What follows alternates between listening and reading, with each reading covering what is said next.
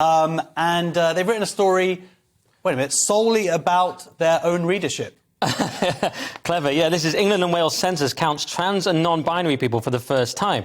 So it found that in England and Wales, 262,000 people identify as a gender different to their sex registered at birth. I mean, I calculate that's about 0.4% of the population, because England and Wales is, from memory, about 59,597,542. They've actually given you the statistics later, don't worry. Well, then later they give you the statistic, and that's the number of people in the survey who said this, which is slightly different, but that's 0.5% of the population. So, OK. So what's interesting, I mean, there's lots of things that are interesting about this. Stonewall are taking it as a great victory, because they say, finally, an accurate picture of diverse rainbow Britain. Well, not really. It's an accurate picture that hardly anyone identifies as trans and non-binary. And I used to go out with somebody who had a nut allergy. So I thought, I'll see how many people have peanut allergy, just out of interest. It was the exact same percentage. It was 0.5%. This was of adults with a peanut allergy. So I was thinking about this. I was like, we don't change all of society for those people, and they can die, right? So they come to the restaurant, they're like, what's it been cooked in? Or you go to the supermarket, you're looking at the labels. We try and accommodate them a little bit. But what I've noticed is our whole society has been brought to its knees by 0.5% of the population. And if we're being very fair, not actually them, but activists acting on their behalf, because how many people can really be?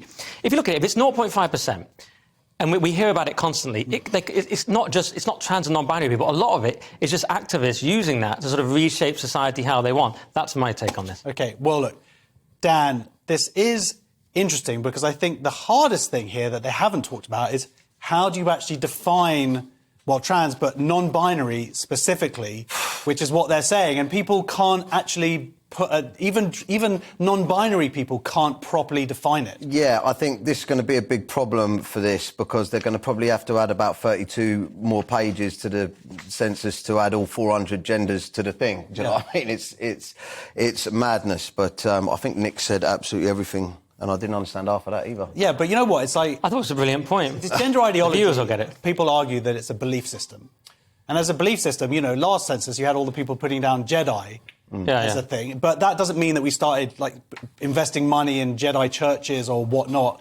No, because of that. Non-binary doesn't exist, but I'm just taking it at face value, saying even on their own terms, it's a tiny percentage. Yes, I get what you're saying, that they've proven that there's a small percentage and we're having to change so much. Yeah. Well, think about how much we talk about it for 0.5. How many times we talk about people with nut allergies, and it's the same amount of people. It's madness. Yeah, and also the other thing that's quite interesting is that the number of people who say that they're gay and lesbian and bisexual basically hasn't changed.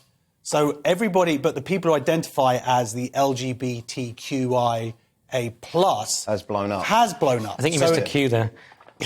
Really? Is there a Q in there? There was a Q, yeah, you missed it. How dare you? I'm sorry if I offended anybody. Thank you. That was literal violence coming through from my exclusion. I'm shook. But, and what,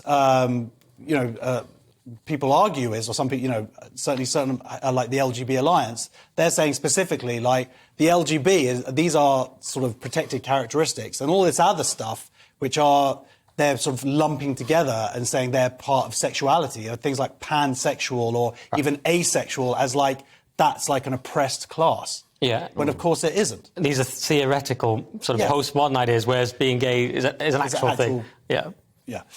Anyway, it's interesting, and the other thing is that I thought are you from Rochford? This just says it here. It's the straightest town in England. It's the straightest town in Essex. I'm not actually, but when he goes there, it is. Yeah. Right, let's go to Saturday.